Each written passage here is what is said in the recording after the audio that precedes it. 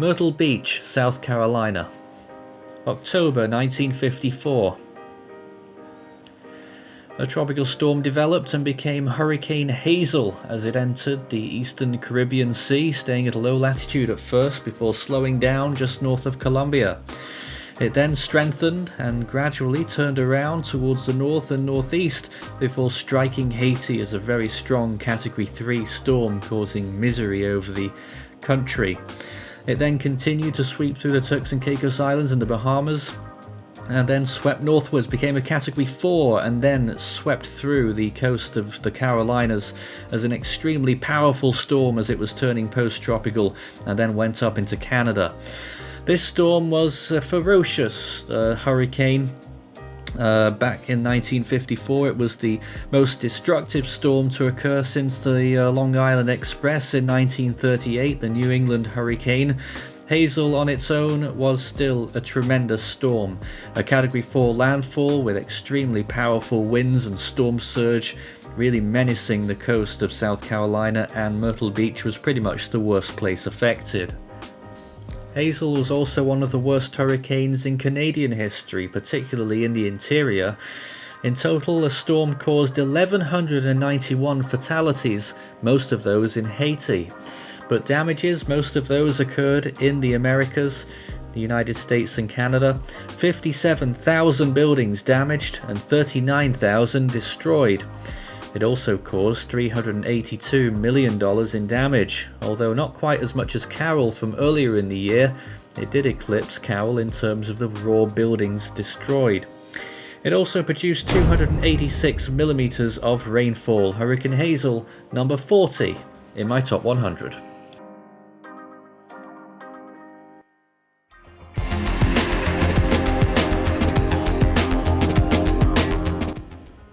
Miraguan, Haiti.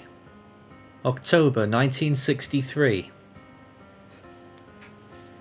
A tropical depression formed in the main development region of the Atlantic and at a low trajectory became a hurricane before reaching Trinidad and Tobago, Hurricane Flora. It rapidly intensified for a little while, becoming a Category 4 storm, peaking with winds of 150 miles per hour as it made landfall in Haiti. It then moved on to southern Cuba and stalled over the area for several days, dumping tremendous amounts of rainfall over the entire region. It eventually curved towards the east and then northeast, strengthening again to a Category 2, where it maintained for some time before turning post-tropical and weakening quite a bit after that transition on October 12th. It continued northeastwards and took a more erratic track as it got right up to the upper latitudes there towards the coast of Greenland, turned around briefly and then died off completely to the southeast of Greenland.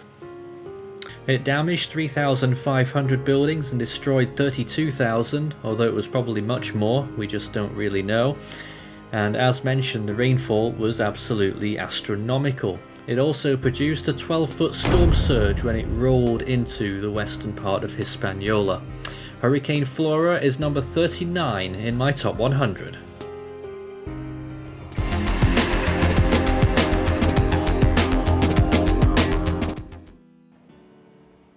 Wakayama, Japan.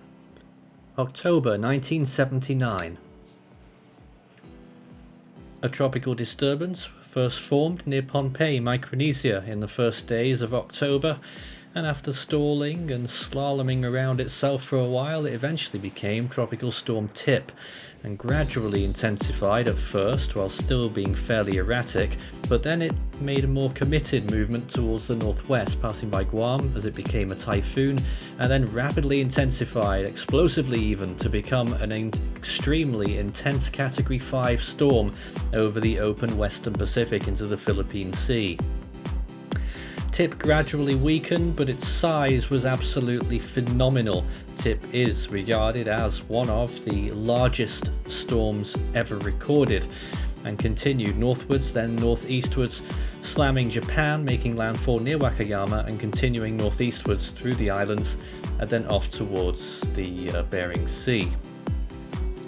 Tip was an extraordinary storm in its power and in its size. At various points in its life, It was suggested that the storm's cloud cover and wind field extended as far as 1,500 miles, an extreme distance for a storm's influence to cover. Tip, in terms of its closed isobars, extended out around 800 nautical miles, which isn't the largest in history, although it is up there certainly. Of course, Tip's other record claim to fame is that it is the most intense storm recorded, and that is a record that hasn't been taken away from it before or since, with that 870 millibar reading from Recon in the early hours of October the 12th.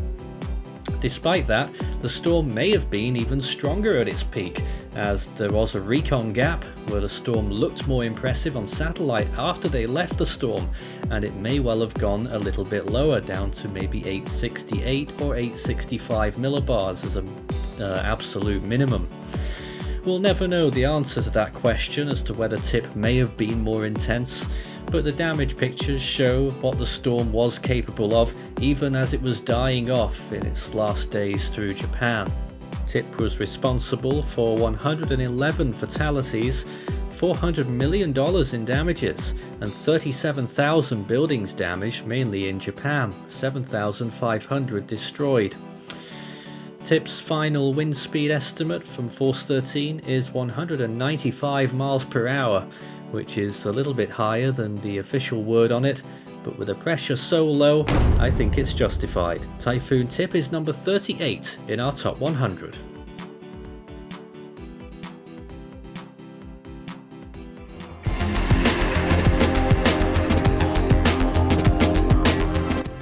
Gulf Shores, Alabama, September 2004.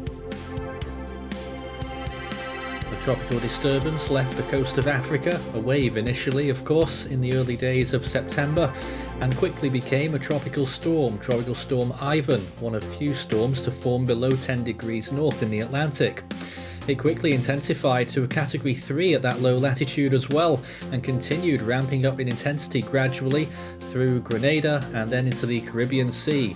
Hurricane Ivan then reached its first Category 5 peak in the central Caribbean, its second one just as it was pulling away from Jamaica, which it stalled close to as a very strong storm, past Grand Cayman, and then continuing towards the Yucatan Channel at its third and strongest Category 5 peak. It then continued northwards, reaching the coast of Alabama, making landfall there, still as a strong Category 3 storm, then moving inland and tracing around the east coast of the United States. It then dropped southwards and then redeveloped into a tropical cyclone eventually, after passing through Florida as a remnant low. It went in for round 2 in the Gulf of Mexico. I'm not sure any storm apart from Ivan has done that. Briefly became a tropical storm again and made landfall as a depression in Texas. Well, needless to say, Ivan was a very destructive storm. It's fresh in the minds of many people along the Caribbean Sea coastlines and up the Gulf of Mexico, peaking with winds of 165 miles per hour and a pressure of 910 millibars, bringing with it a pretty destructive storm surge. It caused 124 fatalities in all. It damaged 58,000 buildings and destroyed 31,000, and 118 fled the storm before it arrived. In total, it caused $20 billion in damages, and it surely would have been a lot worse if it maintained its intensity before landfall. It reached a very impressive appearance just before striking the Gulf Coast, but ultimately it collapsed just as it was starting to make landfall along the coast of Alabama. Nonetheless, Ivan was still a very destructive storm, as aforementioned already, and that's why it's number 37 in my top 100.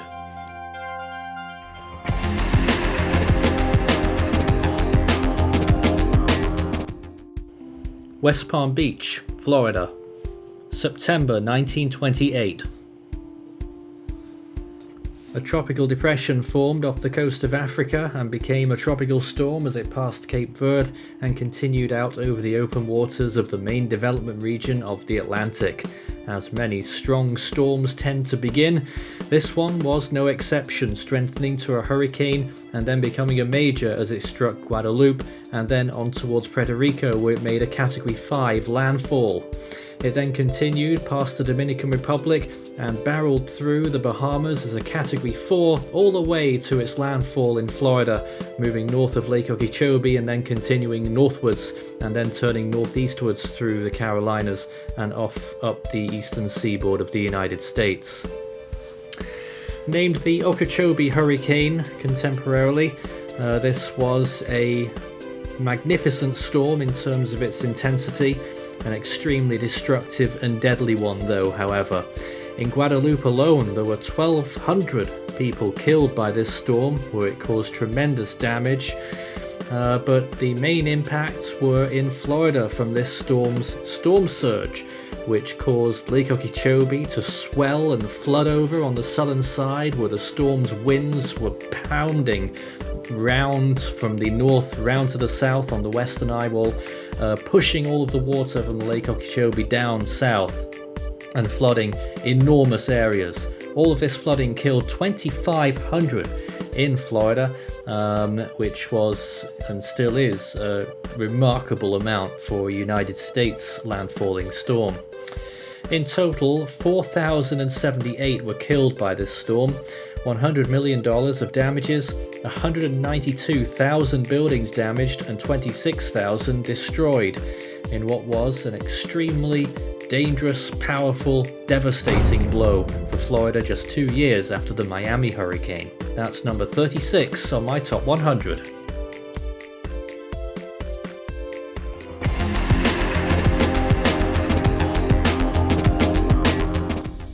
Cayo Costa, Florida, September 2022. Hurricane Ian was a catastrophic Category 4 hurricane that made landfall in southwestern Florida on the 27th to the 29th, and to me it was one of those storms that you really couldn't mess with due to the fact that it was structured so well and had such a brutal force as it slammed into the coast. Just the satellite imagery presentations before landfall were just horrifying and perfect for the storm to continue to intensify. As we saw, it rapidly intensified to almost a Category 5 hurricane in the southeastern Gulf of Mexico before making landfall into southwest Florida. Just the devastating impacts that were to come from the storm were just horrible. Hundreds of fatalities and hundreds of injuries, and a lot of homes, a lot of cities submerged underwater. It's just very scary, very unfortunate. And also the interesting thing is that the storm also affected South Carolina and the Carolinas as a whole as well. So it's like it just comes to show that the storm meant business, and I do pray that we don't see another storm like this ever again. But I mean,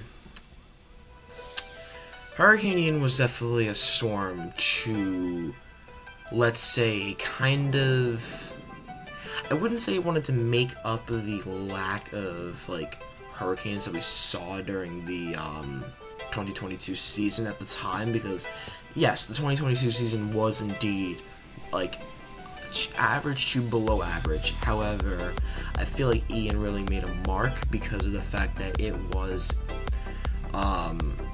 actually almost the first Category 5 hurricane since, I believe, technically after Iota, or before Iota's downgrade, it would be the first almost like near Category 5 since Iota. So yeah, it's just historic storm and historic impacts to Florida and the Carolinas, and it was just a one hell of a storm.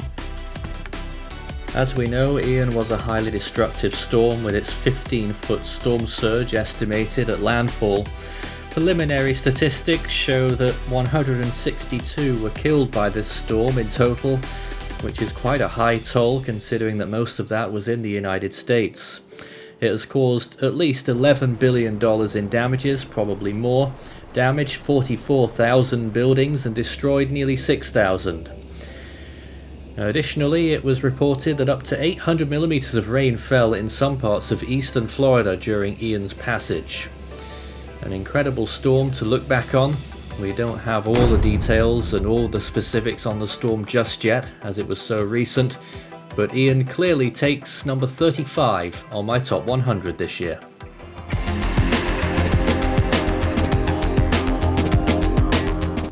Santo Domingo, Dominican Republic, September 1930. A tropical depression formed out over the main development region of the Atlantic, becoming a tropical storm and then a hurricane as it approached the Lesser Antilles. The storm struck Dominica most harshly through the Lesser Antilles and then went on towards Hispaniola, peaking as a high-end Category 4 just before it struck near Santo Domingo and then moved through the rest of Hispaniola. Venturing towards Western Caribbean through Western Cuba as a weak tropical storm by this point, and then it continued northwards, curved round towards the northeast, thankfully only a weak storm as it passed through Florida. It then continued northeastwards, weakened to a depression briefly and strengthened again, and then it became a hurricane once again as it approached the Outer Banks of North Carolina, sweeping by there and then off out to sea. Secondary peak as a Category 2 turned eastwards, and eventually the storm fizzled out not far from the Azores. Well, this storm was extremely destructive on St. Kitts and on Dominica. This storm caused significant damage. In Puerto Rico it was slightly less, but still quite significant. But the worst damages, of course, were in Santo Domingo, where the storm, with 180 mph gusts recorded, tore apart structure after structure as it continued to plough through the southern coast of the Dominican Republic. It was also an extremely deadly storm, right up there with the storms of history, with 5,002 fatalities at least. $50 million in damages, which was quite a lot for the time, and 75,000 buildings damaged, 50,000 destroyed. Additionally, 8,000 were injured by this storm, which made landfall near its peak intensity. That's the Dominican Republic Santo Domingo hurricane of 1930, coming in at number 34 in my top 100.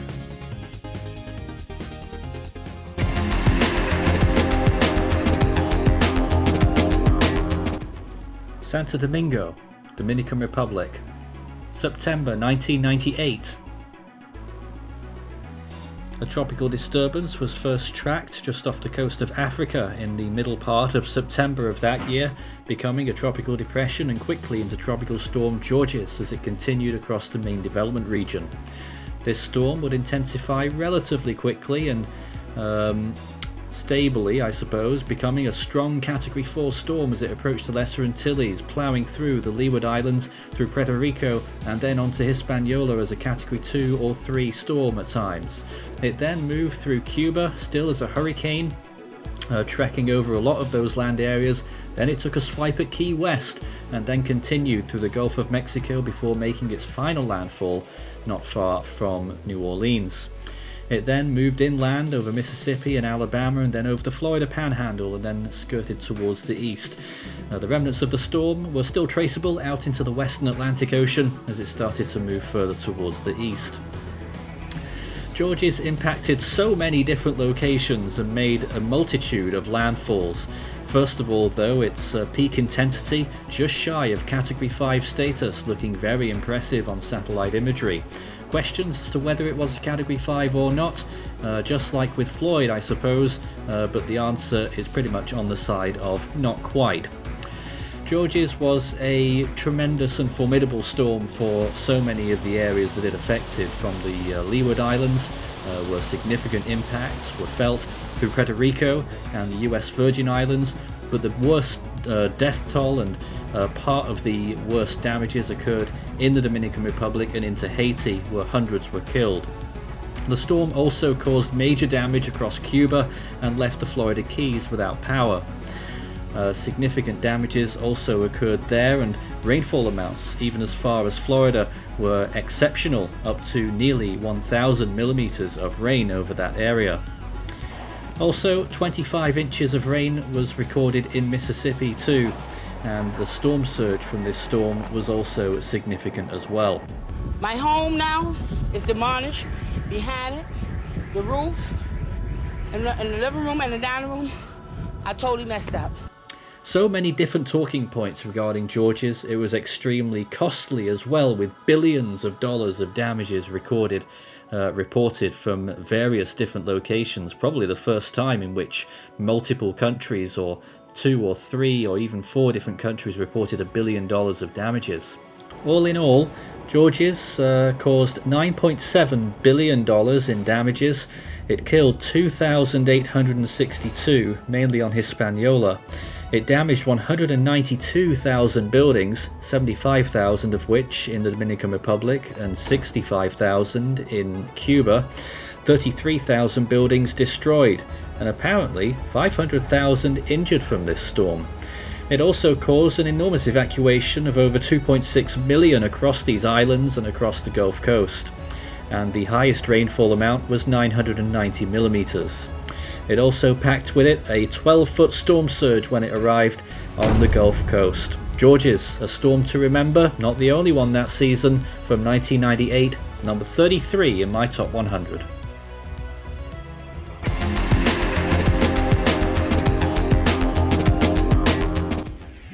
Long Island, New York, September 1938. A tropical depression formed in the far eastern Atlantic and became a tropical storm, remaining relatively weak for its first few days as it traversed the Atlantic, although it may have been stronger as record keeping wasn't so great in the open waters at this time. It did eventually strengthen into a hurricane by September 15th, approaching the Lesser Antilles, strengthening further and eventually peaking as an extremely powerful storm, got to Category 4 status on the 18th and then reached Category 5 not far from the Bahamas, and then started to turn northwards, and then it shot up really quickly past the Outer Banks and through straight into Long Island and New England, and there it made a Category 3 landfall. It's war of the elements on man and all his works. The tail end of a hurricane hits New York and the eastern seacoast. In the air, the raging howl of the wind. On the earth, the surging hiss of the water. As we saw on the track there, it was very abrupt and quick movement through towards the north and eventually making landfall with winds of around 120 miles per hour and a pressure of 940 millibars roughly. And it was probably quite a surprise for many people who were watching out not for a storm like this in that September of this year. But the storm brought with it an extremely strong wind field, of course, and an extremely powerful storm surge. And the storm first made landfall on Fire Island, of which there's a picture, and then continued inland, making another landfall on the actual Long Island Peninsula itself, and then made a final landfall in Connecticut as it moved towards the north, still at least a Category 2 by that point. A devastating hurricane which caused massive surge and flooding issues, but also massive wind problems as well. It caused 800 fatalities in all, $306 million in damages, which was one of the costliest hurricanes of that time, 52,000 buildings damaged and 4,500 destroyed, although it was probably more. In addition, 708 were injured by this storm, which of course was also felt in the cities nearby, the New York City area as well, getting impacted by this storm. The Empire State Building at elevation got winds of 120 miles per hour, even though it was some distance away from where the storm made landfall.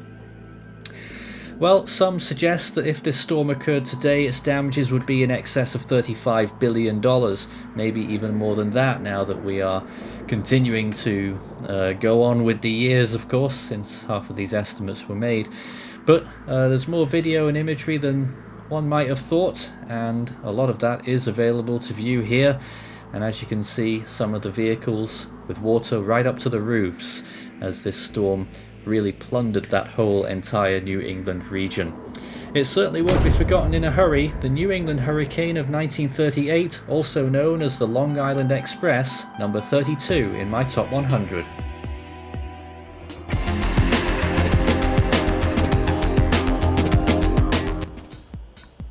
Banqiao, China, August 1975.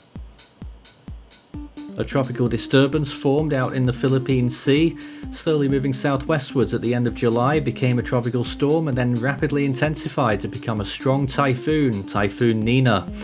It reached Taiwan as a Category 3, making landfall there, and then swept into China, where it caused tremendous amounts of flooding and serious issues that would be reflected upon for decades to come.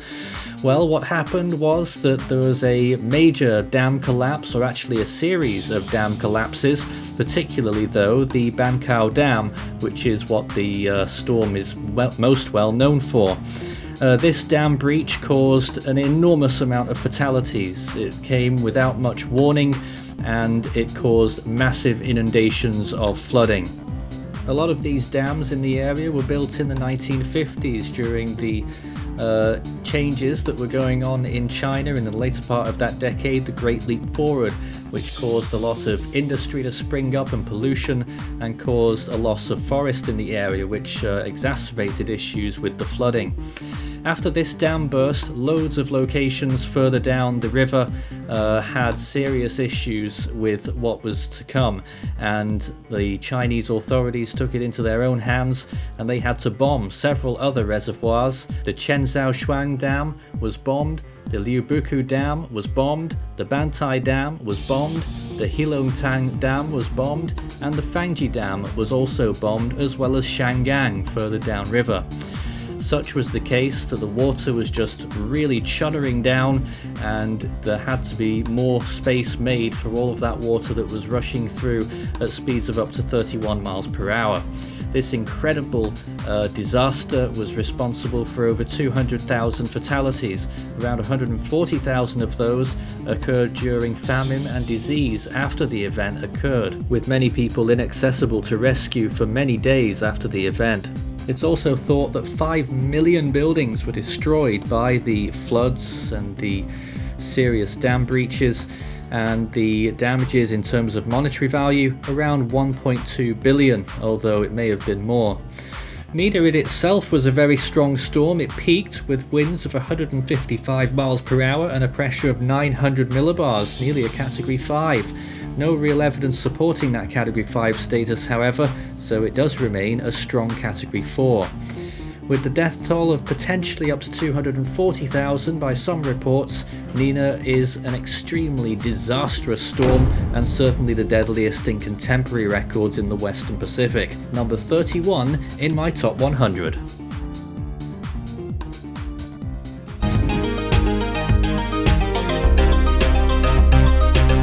K's, Haiti.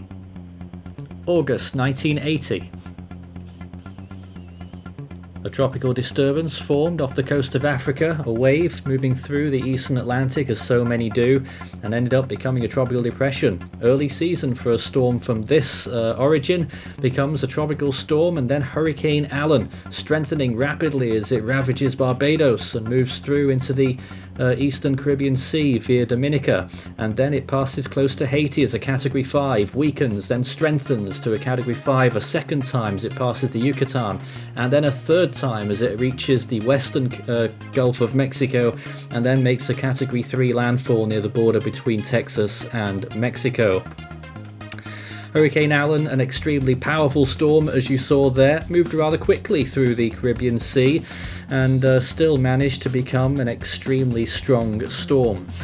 Even though it didn't make landfall in Haiti, it made a very close pass at Category 5 status, and I regard Haiti as a tough field, but probably the worst affected location.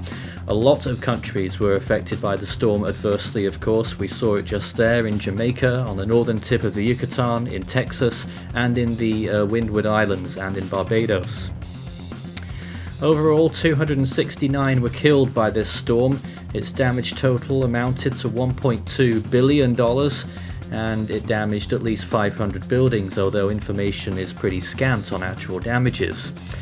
But Allen will always be known for being pretty much the strongest storm recorded in the Atlantic Ocean, with winds the National Hurricane Center operationally suggested of 195 miles per hour, but they downgraded it slightly to 190, one of only 3 or 4 190 mile per hour storms, and our analysis now is at 185, although we do note that in one of their recon flights at peak, they actually recorded a pressure slightly lower than 899, the official line. We have 897 as the storm's peak. Alan was a very picturesque storm, or rather I should say photogenic, certainly in the Western Caribbean as it was entering the Yucatan Channel, when we really got those perfect shots of the storm's eye and its outer areas. Alan, a ferocious storm that certainly won't be forgotten very quickly, even though it has been quite a while now. We're still harping on about it. Number 30 in my top 100.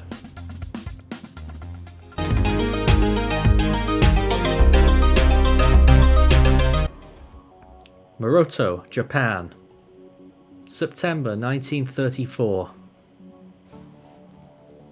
A tropical cyclone formed in the deep tropics of the Western Pacific, becoming a tropical storm and gradually intensifying as it got towards the northwest.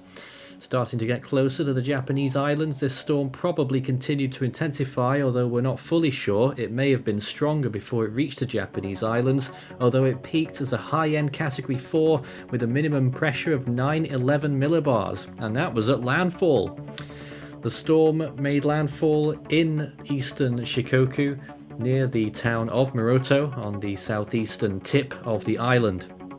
And the storm was devastating for the entire region, first for Shikoku, and then eventually on towards Osaka, which was hit very hard by the storm. A record storm surge for the city occurred, and power was lost in the whole region.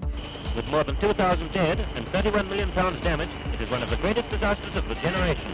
The storm was extremely deadly as well, with 3,036 fatalities caused by the extremely strong winds, which were gusting up to 145 miles per hour by the time the storm got to landfall, and of course that aforementioned storm surge.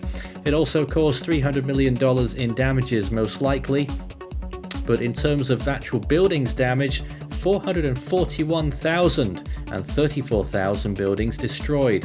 This storm was also very harmful in terms of the fact that it injured nearly 15,000. It also caused a lot of rainfall, 684 millimeters, and storm surge was posted at 14 feet. That's the Moroto Typhoon from 1934, September 13th to the 22nd, number 29 on my top 100.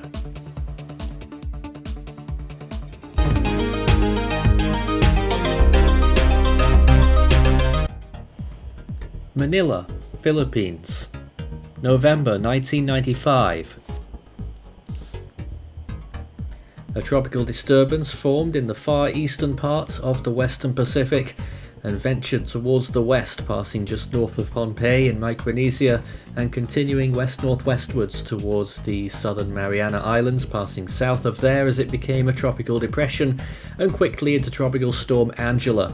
The intensification ramped up from this point as we got into the late days of October, and once it got to Category 1 status, on the 30th it really started rapidly intensifying. Off it goes, Category 2, 3, 4 and quickly to Category 5.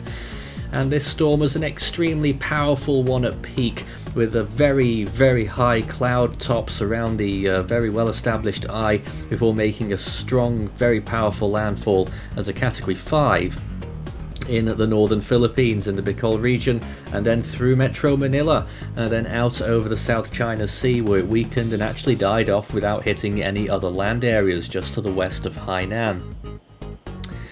Well, Angela was impeccable at peak, with an extraordinarily good appearance, with very high cloud tops well into the -80s and a very warm eye. Of course, with recon suspended from 1987 onwards from the Joint Typhoon Warning Center, it was up to satellites to estimate just how strong this storm was. And our methods and analysis comes up with 200 miles per hour no less, and a pressure of 878 millibars at peak. On land, the storm was very destructive for the Philippines, with massive areas of flooding and of course the extremely strong winds causing major damage.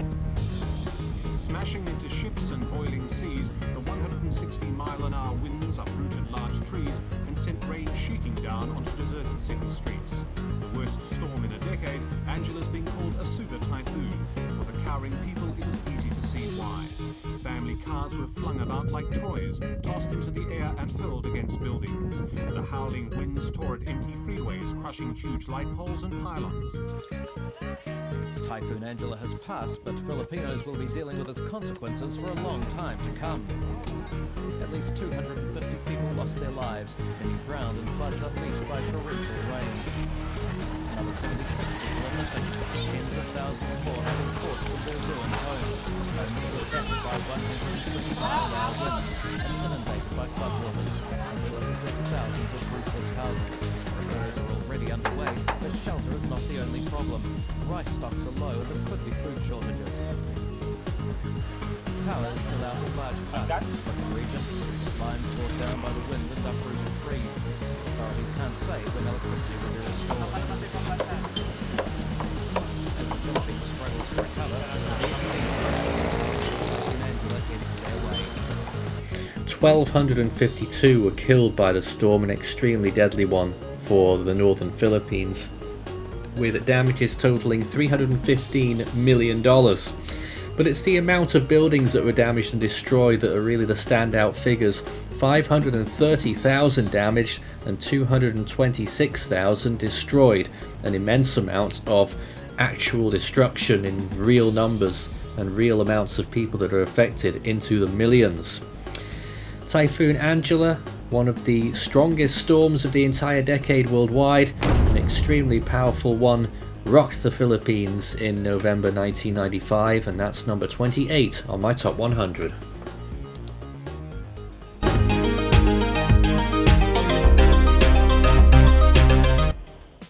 Chittagong, Bangladesh, April 1991. A tropical disturbance was in play in the southern part of the Bay of Bengal, low latitude, not far from the Andaman Islands to the west, stalled for a little while, and then off it went on its way on April 24th, developing into a tropical storm, and then gradually intensifying as it steered northwestwards at first, then curved north and northeastwards, becoming a substantial cyclone, reaching Category 5 status eventually as it reached its closest approach to the coast of Bangladesh, making landfall there as a high-end Category 4. Well, I think we all know the Bangladesh cyclone, but what made it so deadly was that the storm struck at high tide, delivering an approximately 18-foot storm surge, a really devastating storm for the whole coastline and some of the outlying islands off the coast. Indeed, on some of those islands, the entire populations were destroyed, with no one surviving. On some other islands, there were still heavy tolls, with up to 90% of buildings destroyed. Along the coast in Chittagong, now named Chattogram, there were 25,000 killed, and in a town to the south, Banchikali, around 40,000 were killed. Incredible damages from this storm, which damaged 1 million homes and destroyed another million, and also caused $1.7 billion in damages. The death toll was staggering, estimated to be 138,000. Additionally, 2 million evacuated before the storm arrived, though it was not enough to prevent the enormous amount of tragedy that occurred from this storm. One of the most well publicized ones, particularly in more recent years, due to its very high death toll, only reached in terms of numbers by Cyclone Nargis in 2008, out of more recent years than this storm. The storm peaked with winds of 160 miles per hour and an estimated pressure of 918 millibars, and made landfall with winds near that, around 155. That's the Bangladesh cyclone from April 1991, at number 27 on my top 100.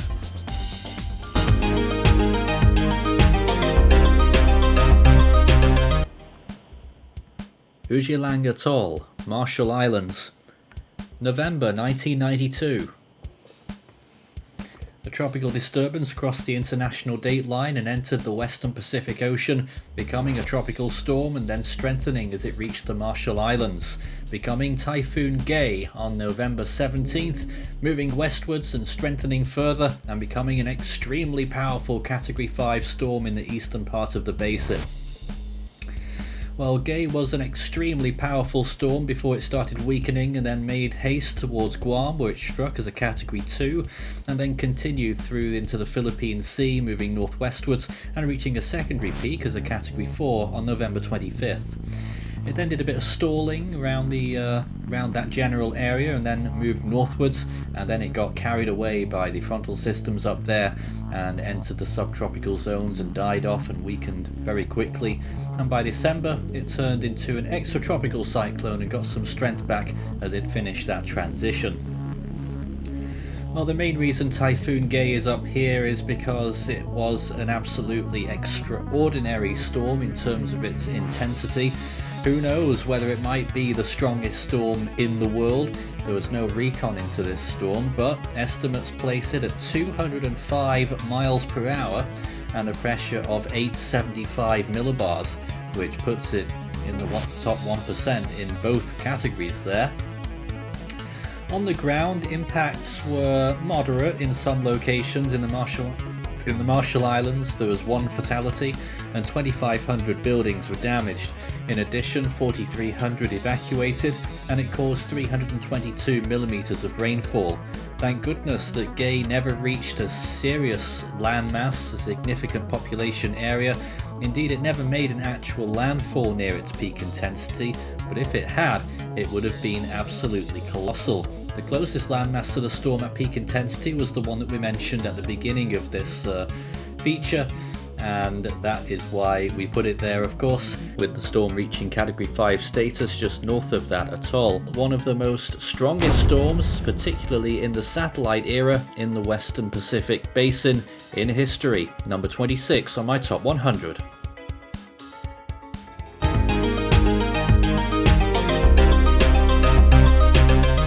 Johnson Bayou, Louisiana. September 2005. Hurricane Rita was the most intense tropical cyclone ever recorded in the Gulf of Mexico, and at the time was one of the most intense Atlantic hurricanes ever recorded. But to get there, it had to first form as a tropical depression on September the 18th, just north of Hispaniola as Tropical Depression 18L, and then that afternoon it would be upgraded to Tropical Storm Rita as it moved directly off towards the west. Intensifying, pushing more towards the west. Around midday on September the 20th, so it was a tropical storm for around 2 days. While the hurricane was positioned relatively south of Miami, midday on September the 20th, it was upgraded to hurricane status, and it would try to undergo a phase of rapid intensification as it moved through the strait between Florida and Cuba. I don't remember the name of it, but becoming a Category 2 hurricane only 6 hours after becoming a Category 1. And would stall a little bit during that intensification phase, I imagine due to some land interaction and also due to some restructuring our replacement cycle might have been taking place during that period. But Rita would then intensify, will continue its intensification trend as it moves into the Gulf of Mexico. And midday on the 21st, from the morning to the afternoon, would jump from Category 2 status all the way up to Category 5 status, the second one in the season in the Gulf of Mexico. And early on the 22nd, would reach its ultimate peak intensity, probably with winds of around 185 miles per hour, depends on who you ask, and a record low pressure in the Gulf of Mexico, officially at 895 millibars. That is, as I said earlier, the fourth lowest value ever recorded in the Atlantic Basin. But of course, Rita did not maintain its intensity for long at all, due to a replacement cycle that would ongo and would weaken the storm to Category 4 status around 24 hours after reaching peak intensity. At this time, the NHC forecast was quite dire. I remember looking at this, and it appeared that a direct hit on the Texas coast, maybe somewhere between Houston and Corpus Christi, was inevitable. But as we all know, forecasts can change even within 48 hours of landfall, and the track forecast began to shift eastward. Just before 24 hours where we were to actually make landfall, it became pretty clear that the hurricane would end up making landfall in southeastern Texas and southwestern Louisiana. And that is when it ended up happening. Luckily, at a much weaker intensity than originally forecasted. That was forecast to be originally 145 to 150 miles per hour, which would have been a very powerful hurricane at landfall. But ultimately, this storm will weaken and make landfall with winds of around 115 miles per hour. That's a low-end Category 3 hurricane, and an official barometric pressure of 957 millibars. After moving inland and rapidly weakening, the damage had already been done. $12.5 billion in damages had been caused by the storm, and 120 fatalities had resulted. It is also worth noting that before this hurricane ever got towards the Gulf Coast, it made a major problem evacuation, mainly due to the presence earlier in the season of Hurricane Katrina, and many residents in Texas and Louisiana feared the worst. Overall, it was 4.2 million that evacuated from Rita, and that's little surprise given the damage that occurred along the coastal areas, especially in the context of that season, as mentioned. Well, the amount of buildings damaged totaled at least 10,000, with at least 2,000 destroyed. A lot of the fatalities, however, though, were caused by the evacuation. I think it was responsible for at least 90 of those fatalities, or 75% of what occurred from Rita, which made the storm much worse than it actually was. People who got stuck in evacuation traffic. But that is the legacy of Rita, along with these images, an extremely powerful storm and a sub 900 millibar one to boot. Number 25 on my top 100.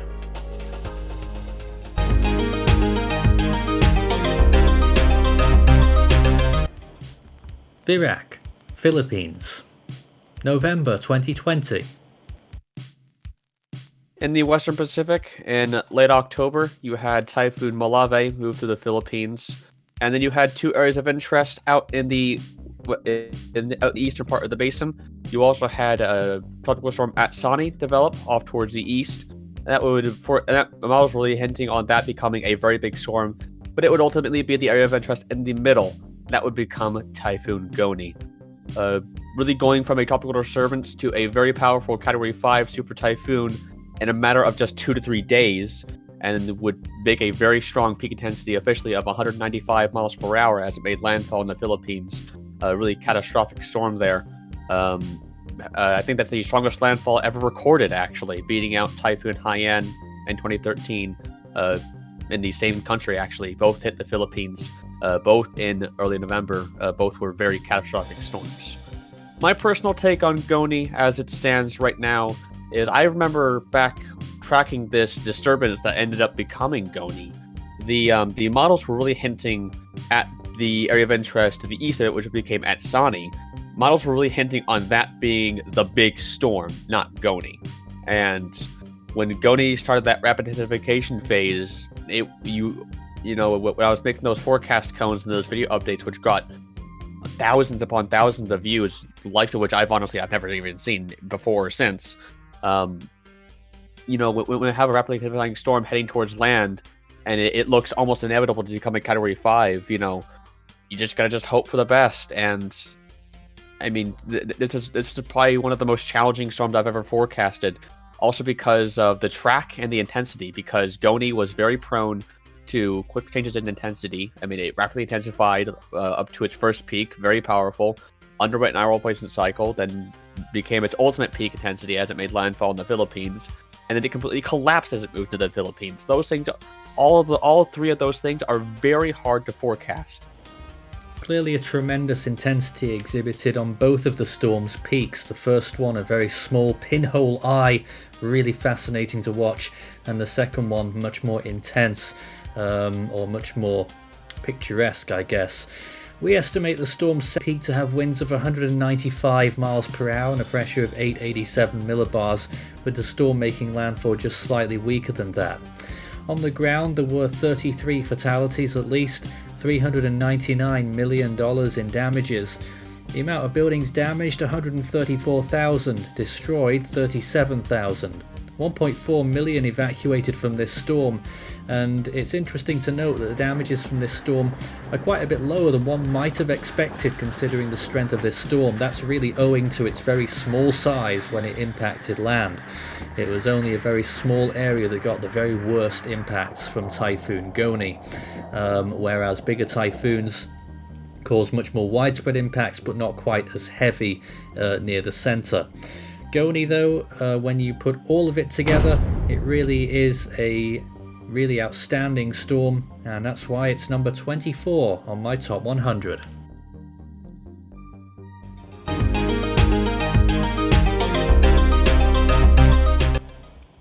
Cozumel, Mexico, September 1988. A tropical disturbance was developing in the central Atlantic. Very disorganized at first, but it got itself into the swing of things as it reached the Lesser Antilles and became Tropical Storm Gilbert, quickly accelerating into a hurricane and rapidly intensifying twice before and after Jamaica, eventually reaching Category 5 intensity and slamming into the Yucatan Peninsula in Mexico at that intensity. It continued over the Gulf of Mexico and struck Mexico again in the northern part as a Category 3 probably as it made landfall. It then swept up the United States as a remnant and became extratropical as it swept through the Great Lakes and into Canada. Gilbert will always be known as an absolute fearsome stunner of a storm at the time and still now. Back in 1988, when it posted a pressure of 888 millibars, that was the record holder for the Atlantic Basin until Wilma beat it in 2005. It is still second and may have been lower than the 888 millibars. Some estimates from recon suggest that it may have been 885 or even lower, and an estimated wind speed of at least 185 miles per hour, and that may have also been slightly higher. The storm's impacts were enormous. First of all, in the Lesser Antilles and the Leeward Islands, damages weren't so bad in those locations, mainly crop failures and power outages. But in Hispaniola, particularly on the southern side, it was flooding and a storm surge that caused major problems in Haiti, causing a few dozen fatalities. However, it was the costliest storm ever in Jamaica's history, where massive damages occurred and exceptional wind damage from what was a Category 3/4 storm when it moved through there. But of course, the worst damages occurred in Mexico in two areas. Of course, it impacted the Cancun area as a Category 5, causing enormous amounts of damage, 60,000 buildings flattened, and then continued into the northern part of Mexico for its final landfall, where Monterrey was dealing with extreme flash flooding, which caused possibly hundreds of fatalities there. The most powerful storm on record tore across the Caribbean. A high wind in Jamaica, indeed. A quarter of the island's population was left homeless. Gilbert then ripped into Mexico, killing hundreds as rivers burst their banks and roads subsided. By the time the hurricane blew itself out, 12 countries had suffered. So Gilbert was a dire storm for so many countries involved, with a total of 433 fatalities. Its damage total probably amounted to around 7.1 billion. 103,000 buildings were damaged and 60,000 destroyed. It also delivered maximum rainfall totals of 823 millimeters. So Gilbert, number 23 on my top 100, and I think well placed for it. A dreadful storm that will certainly be well remembered for numerous reasons.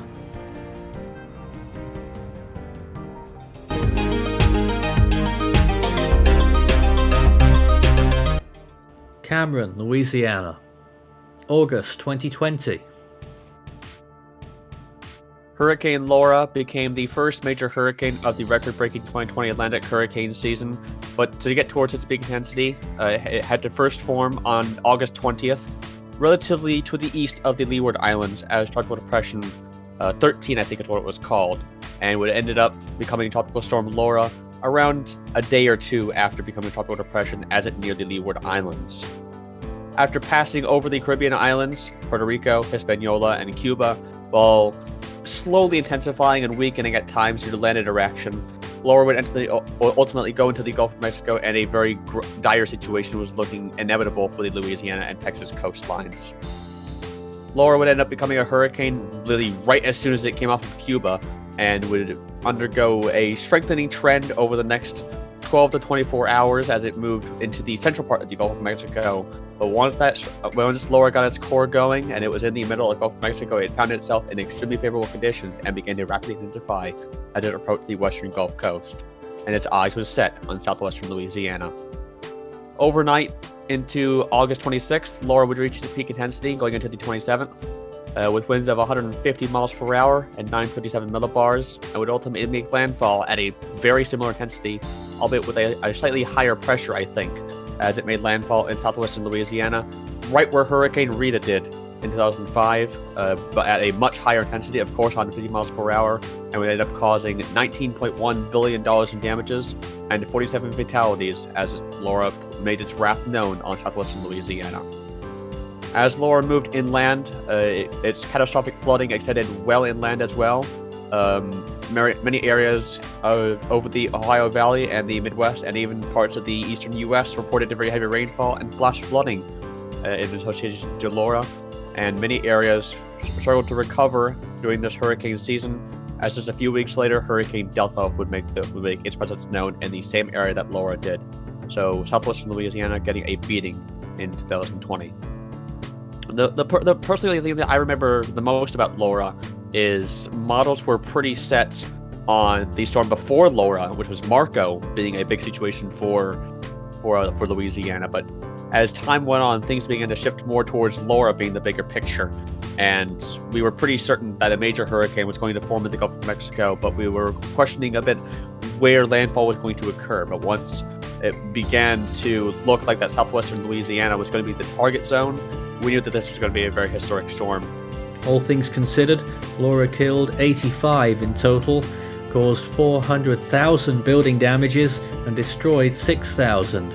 Additionally, nearly 500,000 evacuated the storm, and the highest rainfall total was estimated at around 300 millimeters. Number 22 on my top 100.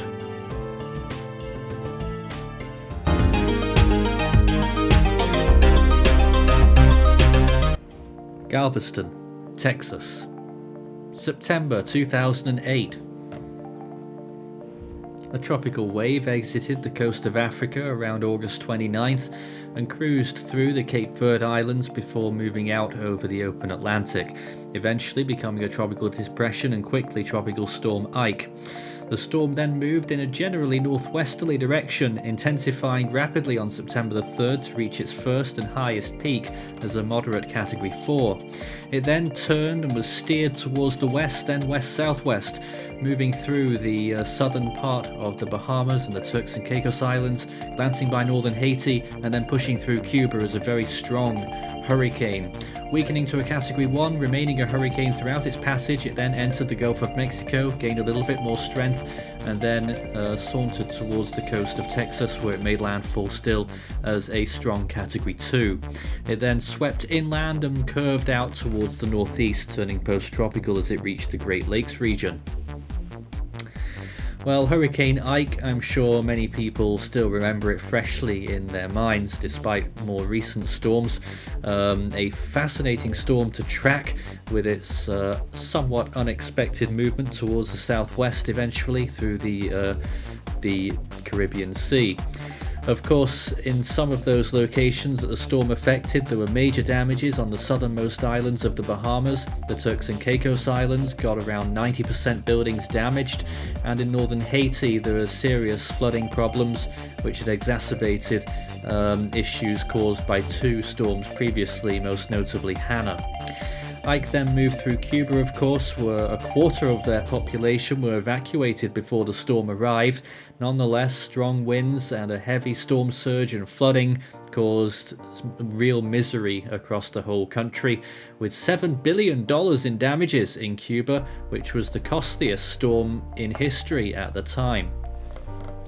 Of course, then it veered towards the United States and its landfall in Texas, which was another very strong one and was accompanied by a storm surge which was quite a bit higher than its category would suggest in terms of winds. Nonetheless, as a Category 2 making landfall, Galveston was hit extremely hard. Houston was hit and battered by the storm's eye wall, and buildings in downtown were significantly damaged with lots of windows knocked out. In total, Ike will be known for being one of the costliest storms to strike the United States at the time, with $37.5 billion in damages, $30 billion of that being in the United States. It also caused 195 fatalities. Across its track, it damaged 350,000 buildings and destroyed 143,000. and in total it was 3.6 million who evacuated this storm. And despite Ike not striking at its peak intensity, it still caused serious issues, and somewhat thankful that it didn't get stronger as it could have done. That's Hurricane Ike from 2008, now at number 21 on my top 100.